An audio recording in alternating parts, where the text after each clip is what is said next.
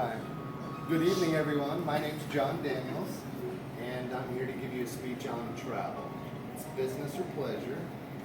And so I travel a lot from day to day, sometimes weeks, different city, different state, sometimes different countries. So I'm supposed to give a little speech, and travel seemed to be not necessarily the easiest one because I've kind of changed on the outline and the format, but we'll see how it goes. So the topic is business or pleasure. Got a few just little slides on the second page, and it's kind of just showing a little bit of business. I'm an operations field engineer for a healthcare IT company, so I travel from hospital to hospital and set up healthcare IT equipment. And so sometimes you can mix business with pleasure.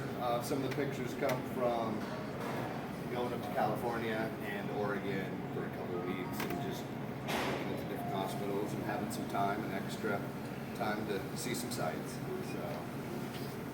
So step one is getting to the airport. That always seems to be, well, not always, but sometimes my problem. The first couple of weeks I started with the company, it seemed like I had issues getting to the airport, or at least finding a gate. At Denver International Airport, it seems to be a pretty big airport. So I started to find that just paying attention to signs and following the people seemed to get me where I needed to go the quickest. So, but getting to the airport, you got a few options. You can always call a taxi, have a friend drop you off, or a family member. My personal favorite's Uber. So it's easier that way, and it's kind of like having your own personal, taxi driver or your own personal driver. So, and it's easy. It seems like it's a lot easier just to use Uber than inconvenience a friend or family.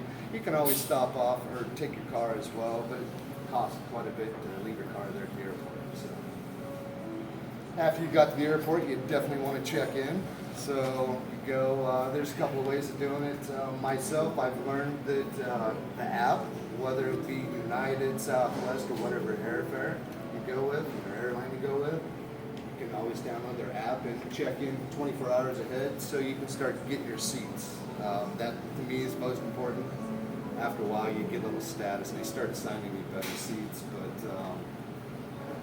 I still like to check in. Even though you have decent status, it seems like they like to stick you at the back, and so when you check in you can always check your bag right there on the app, and then you can always do you can change your seat right there in there as well, so that makes it kind of handy.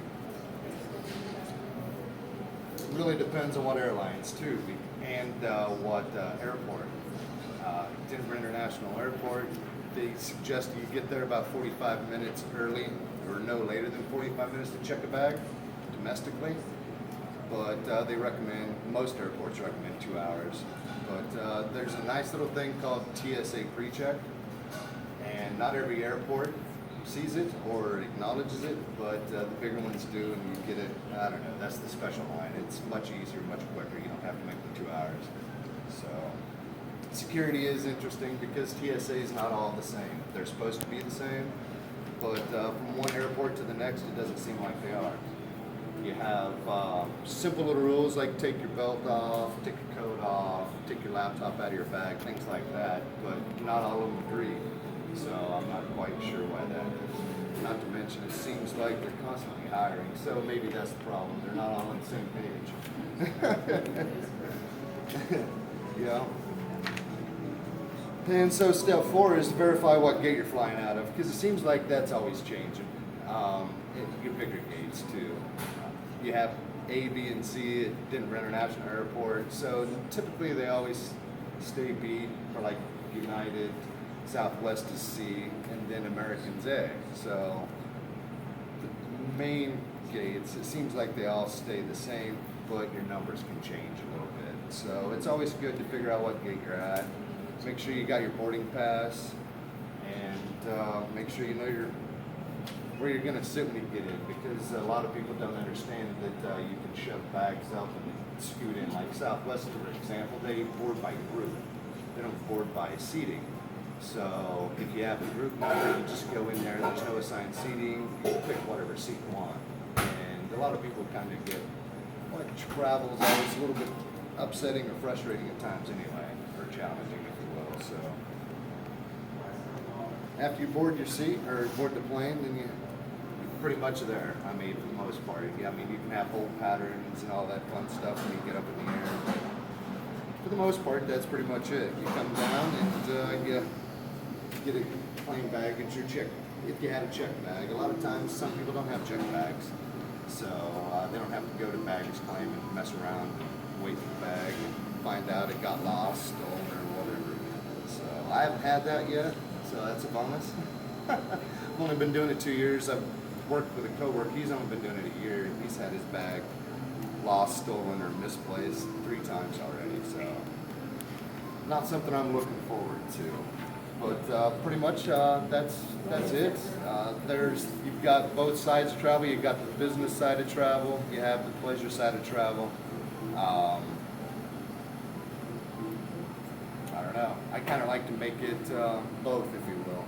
You know, work for me is work, but then you have the other side of work, and that's the travel side. And sometimes that's more work than the actual work is. Amen. So yeah. That's pretty much it. Does anybody have any questions or comments? I know some people are kind of new to travel. Others probably have been doing it a lot longer than I have. So if there's anything I missed, any questions or feedback, that would be great. Robert, I know you probably have something over there about the PowerPoint presentation. Yeah, very good. Don't ever offer the flight attendant if you're in the exit row. Don't ever ask them if you can practice going the exit. They don't think it's funny. No, I bet not. I bet not. they don't. If you ever ride Air India, they always put them together. They always put what Really? together? In Air India, they always put them together. Are you in the front or the back? Wow. Yeah, great to know. So you mentioned TSA pre-check, but could you elaborate what exactly does it give you? Pre-check is really, really handy actually. It's $85. Well, $75 to $85. Not 100%. Yeah, it's great. It's a five-year pass, and if you really want to get cool, you can get the global entry. And a lot of people don't know, but it's an extra $15, and it gives you the same as what pre-check does, but it's international. So really handy. But yeah, pre-check it's really the best way to go. If you travel once a year, just not to have to go through the normal sneaky line that everybody else has to go through is really good. It's really Depends on the awesome. airport. So And what it depends. benefits- You're so what absolutely benefits right. is it giving you? The benefits it gives is just getting through the airport a lot quicker. I don't have to take the shoes off. I don't have, well, unless I'm wearing You're out. steel-toed shoes, then you just let them know. But yeah,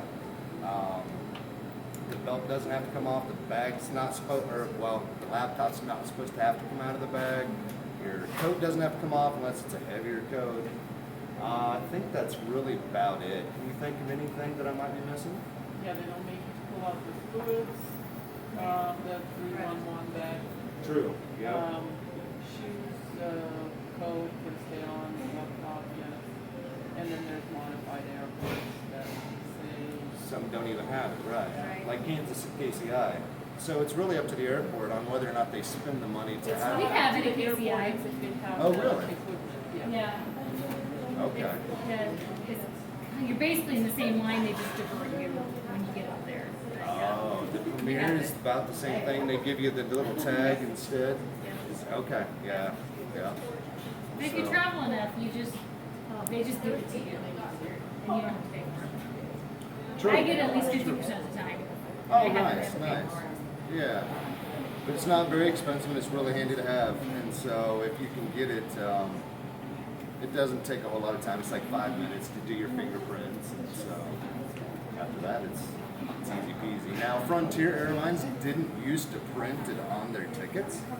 Now I hear they do, or on their boarding passes.